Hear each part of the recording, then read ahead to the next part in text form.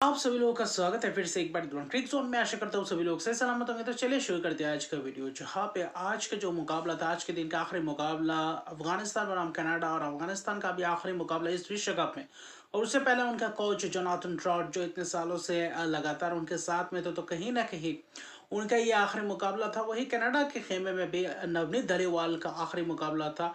उसके बाद ये अंतर्राष्ट्रीय क्रिकेट से संन्यास लेने का जो सोच विचार था वो ले चुके थे। तो कहीं ना कहीं यहाँ पे दोनों ही खेमों में कोई ऐसा खिलाड़ी या मेट मौजूद था जो बहुत सालों से सर्विस दे रहे थे। तो कहीं ना कहीं ये दोनों ही टीम चाह रहे थे अपने उस खिलाड़ी के लिए, अपने कोच के लिए जीत हासिल करें, और कहीं ना कहीं आखिर में फिनिश करें इस विश्व कप में एक जीत के साथ। लेकिन अफगानिस्तान ने जिस तरीके से प्रदर्शन किया, बहुत ही लाजवाब प्रदर्शन इस विश्व कप में रहा। हालांकि एक बस चूक, वो सुपर ओवर में वो ना जीत पाना, वो कहीं ना कहीं कमी खली। और कहीं ना कहीं बंडा आज इस मैच के बाद और इस लीग स्टेज के बाद कहीं ना कहीं सुपर 8 में आज वो होते जो पिछले विश्व कप के सेमीफाइनलिस्ट थे। लेकिन कहीं ना कहीं आपके देखें तो टॉस कनाडा जीते हैं, गेंदबाजी करने का फैसला वहाँ पे अफगानिस्तान बल्लेबाजी करते हुए नजर आते हैं।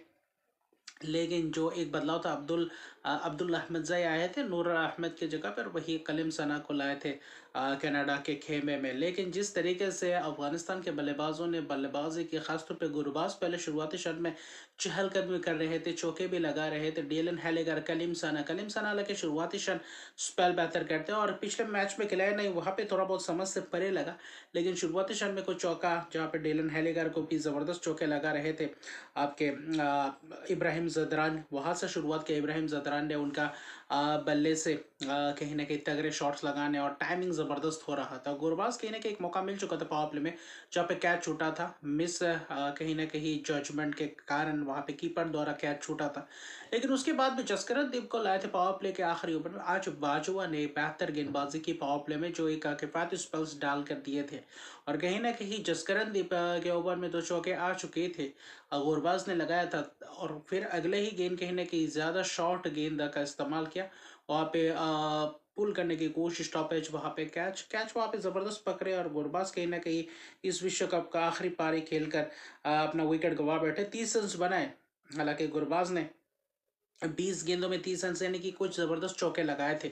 और उसके बाद उसी ओवर में 2 विकेट चटकाए थे। वहां पे गुलबदीन नईब आते हैं, गुलबदीन नईब को चटका देते हैं, क्या एलबीडब्ल्यू के शिकार। तो कहीं ना कहीं वहां पे 2 विकेट और पावर प्ले में करीबन 72 रन बनाए थे। ऐसे नहीं कि रन बहुत ही कम था, और 72 रन पावर प्ले में थे।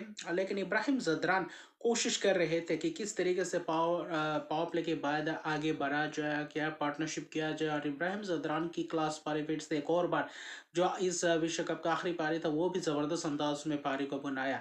और किसी भी आईसीसी टूर्नामेंट में जब जब इब्राहिम जदरान खेल रहे थे, हाईएस्ट स्कोरर रहे कहीं ना कहीं अफगानिस्तान के लिए। इंडिविजुअल स्कोरर की बात करें तो एक मैच में, चाहे ये 2023 के ओडीआई वर्ल्ड कप की बात करें या फिर 2025 के टी चैंपियंस ट्रॉफी की बात करें, तो वहाँ पे ज़बरदस्त वो खिलाड़ी है। और इस विश्व कप में भी आखिरी मैच में भी यही कारनामा करके गए हैं, जहाँ पे सात बिन जाफर, जो पिछले मैच में बहुत ही किफायती और तजुर्बेकार खिलाड़ी है, आज उनके ऊपर कहीं ना कहीं करारा प्रहार किया है। हर ओवर में छक्के लगाते हुए नजर है। वहाँ पे 2 छक्के तो इब्राहिम जदरान ने जरा, और दूसरी तरफ से सदिकुल्ला अटल, जो युवा खिलाड़ी आगे आने वाले समय में कहीं ना कहीं दरुश रसूली, सदिकुल्ला अटल, वो इब्राहिम जदरान, ये और रहमानुल्लाह गुरबाज, ये आगे बढ़ाते रहेंगे अफगानिस्तान के इस के क्रिकेट को। तो वहाँ पे वो चाहिए था। अंश पटेल एक युवा गेंदबाज, वहाँ पे अच्छी खासी उनकी लेग स्पिन देखने को मिलता है, वहाँ पे ज़बरदस्त रहते। दिलप्रीत बाजवा आखिरी ओवर कहीं ना कहीं जो ओवर्स किए थे, वहाँ पे महंगे रहे, चौके भी चले। आज इब्राहिम जदरान बीच के ओवर्स में तगड़ा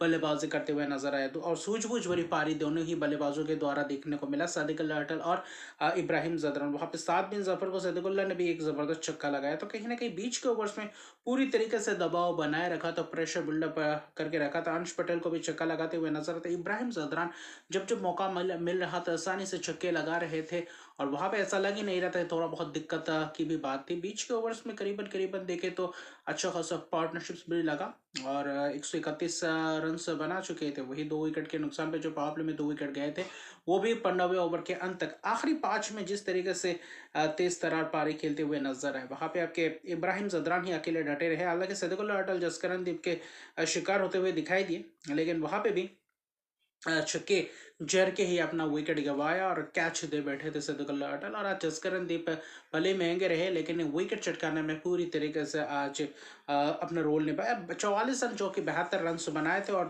दोनों के बीच 95 रन की पार्टनरशिप जो कि एक महज महत्वपूर्ण पार्टनरशिप किया था। उस वक्त चाहिए भी था क्योंकि 2 विकेट गिरने के बाद मिडिल ऑर्डर के बल्लेबाजों से चाहिए था। हालांकि जसकरनदीप आज 4 ओवर 52 रन 3 विकेट जहाँ पे महंगे भी रहे, आखिरी के ओवर्स में भी कहीं ना कहीं करारा प्रहार करते हुए नजर आए उनके ऊपर। कहीं ना कहीं आपके अजमतुल अमरजाई है तो वहाँ पे भी कोशिश थी कि किस तरीके से एक छक्का भी जरा था, लेकिन इब्राहिम जदरान ने ज़बरदस्त फिनिश किया। आखिर में शतक से चूक गए, 95 रन तक बना चुके थे। आखिरी ओवर में आखिरी 2 गेंद में 2 चौके भी जरे थे। वहाँ पे डेलन हेलिगर को भी ज़बरदस्त छक्का लगाया था, लेकिन आखिरी ओवर में अगर एक दो गेंद और मिलता तो शायद वहाँ पे शतक या पारी भी तब्दील कर जाते। 95 रन यानी कि T20 विश्व कप में अफगानिस्तान की तरफ से इंडिविजुअल स्कोरर की बात करें तो इब्राहिम जदरान सबसे ज़्यादा स्कोर बना चुके, यानी कि 95 रन सबसे ज़्यादा रन बनाए हैं। और बोबिन आबाद 56 गेंद में 5 छक्के की मदद से, जो कि इब्राहिम जदरान इनिंग्स को पहले बुनाते हैं और फिर कहीं तगड़ा प्रहार करने को जाने चाहते हैं। 200 रन बनाते हैं, उस 4 के दौरान 200 रन भी पूरा किया 4 विकेट के नुकसान पे और अपना शतक से चूक गए, लेकिन ज़बरदस्त इम्पैक्टफुल पारी खेल के दिखाया। लेकिन 201 रन के लक्ष्य और कनाडा की उम्मीद थी कि युवराज सामरा इस मुकाबले में क्या कर पाते हैं। युवराज साबरा और दिलप्रीत बाजवा ने जिस तरीके से आज आक्रमण किया, पहले 2 ओवर मुजीब से शुरुआत की तो वहाँ पे जो 2 कवर ड्राइव्स देखने को मिले हैं युवराज सामरा द्वारा, बेहतरीन कवर ड्राइव्स। फिर दूसरे ओवर में अजमतुल्लाह मरज़ई को एक कहीं ना कहीं आर्म को एक्सटेंड करके जिस तरीके से एक्स्ट्रा कवर के ऊपर से छक्का लगाया, फिर एक फ्लिक जबरदस्त गले के ऊपर से 2 छक्के वहाँ पे दिलप्रीत बाजवा द्वारा। वहाँ पे फिर कहीं ना कहीं मुजीबुर रहमान आते हैं, स्टाम्प छोड़ के मारने की कोशिश वहाँ पे बोल्ड होते हुए नजर आते। कप्तान आज थोड़ा बहुत ज़बरदस्त दिखे आज गेंदबाजी में भी बल्लेबाजी में भी, लेकिन जो शुरुआत मिला था उसको और बिल्डअप करना चाहिए था, वहाँ पे पार्टनरशिप तब्दील करनी चाहिए तो पावर प्ले को अच्छे तरीके से यूटिलाइज करना चाहिए था।